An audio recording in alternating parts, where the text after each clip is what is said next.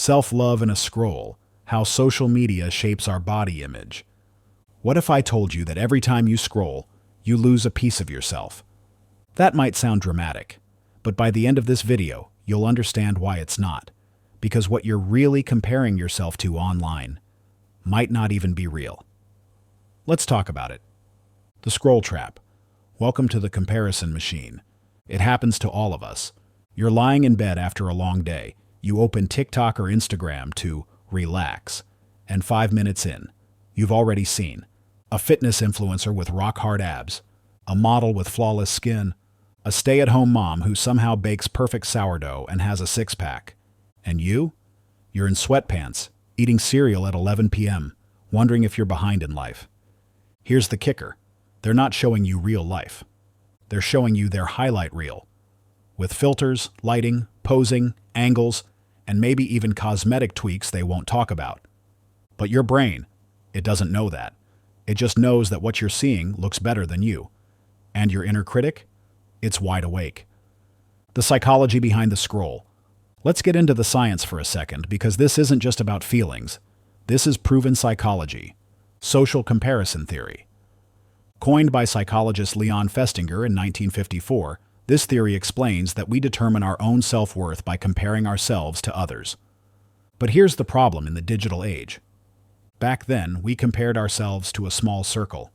Friends, classmates, co-workers.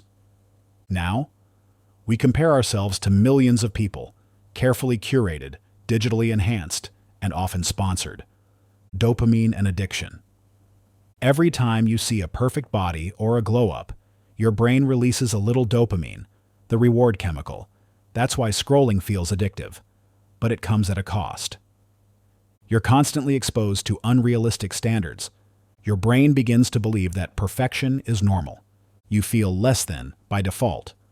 This is called idealized imagery, and it literally rewires the way we see ourselves. Filters, Facetune, and faking it. The rise of idealized bodies. We are living in an era where you can reshape your waist, smooth your skin, and whiten your teeth before you even take the photo. Apps like FaceApp, Facetune, and even Snapchat filters are subtly, and not so subtly, altering how we present ourselves to the world. And worse, even real-life influencers sometimes start to edit themselves to match their edited images. This leads to something psychologists call self-objectification, where you view your body more as an object to be evaluated than as a vessel for your life. Suddenly, your body isn't about how it feels. It's about how it looks to others. And when you never measure up to what you see online, you start to shrink inside. The hidden cost of constant comparison. Let's pause here. Do you ever zoom in on your body in photos before posting? Avoid the camera because of how you look today? Feel anxiety after spending time on Instagram or TikTok? If so, you're not alone. Studies show that just 30 minutes of social media a day can significantly increase body dissatisfaction, especially in young women and teens. This isn't just about insecurity, it's about disordered eating, depression, anxiety. A distorted self-image that sticks with you for years. Because when you're constantly bombarded with perfection, you start to believe you're broken. Reclaiming the mirror, the power of self-awareness. Okay, that was heavy. But awareness is power. Once you realize that what you're seeing is curated, filtered, and often fake, you begin to reclaim your self-image. Here's what helps. Curate your feed. Follow people who look like you. Real bodies. Mid-size creators. People who talk about mental health, self-love, and growth, not just aesthetics. Unfollow triggers. If an account consistently makes you feel not enough, unfollow it. You owe no one your mental health. Diversify your exposure. Representation matters. The more body types, skin tones, and life stories you see, the more you normalize yourself. Because when you're only exposed to one type of beauty, you start to believe there's only one way to be beautiful. And that's a lie. Equilibrium. Finding balance in a digital world. Let's talk about equilibrium. A word we don't hear enough when we talk about body image. It means balance, harmony, a state of inner steadiness. In a world where everything is extreme, extreme beauty, extreme workouts, extreme editing. Equilibrium is your secret weapon. It's saying, I can love my body and still want to be healthier. I can post a selfie without needing validation. I can work on myself and still accept myself as I am. That's the sweet spot, the middle ground where growth and acceptance meet. You don't have to choose between glow up and self-love. You can have both. In fact, you need both. The real glow up is internal. Let's redefine the glow up for a second. It's not abstract, a snatched waist, a perfect jawline. It's peace of mind. Confidence when you walk into a room. Knowing your worth doesn't shrink with your waistline. The most magnetic people online and offline, they're not the most perfect. They're the most authentic. They own who they are, flaws and all. And you can too. Let's get real. A personal story. Let me share something real with you. I used to avoid mirrors. I filtered every photo. I thought if I just lost 10 more pounds, I'd finally feel confident. But the weight came off, and the insecurity stayed. Because confidence, it doesn't live in your body, it lives in your beliefs. I had to unlearn everything social media taught me.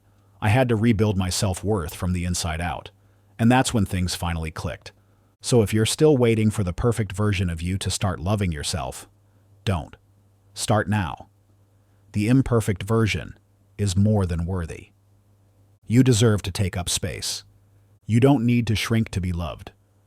You don't need to change your body to belong. You deserve to wear the outfit, show up in photos, be confident in your skin.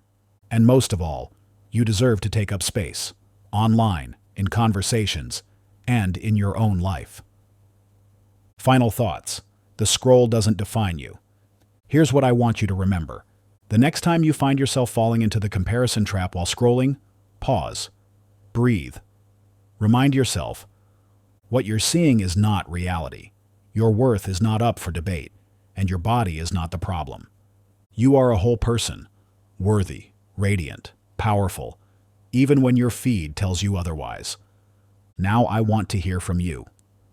Here's the question I want you to answer in the comments. What's one thing you love about your body that has nothing to do with how it looks? Is it your strength? Your resilience?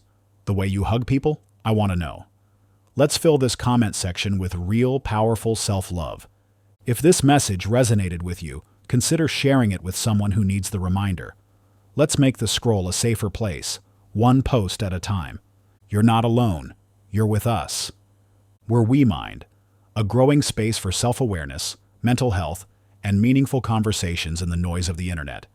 If you're tired of the fake, the filtered, and the flawless, then welcome.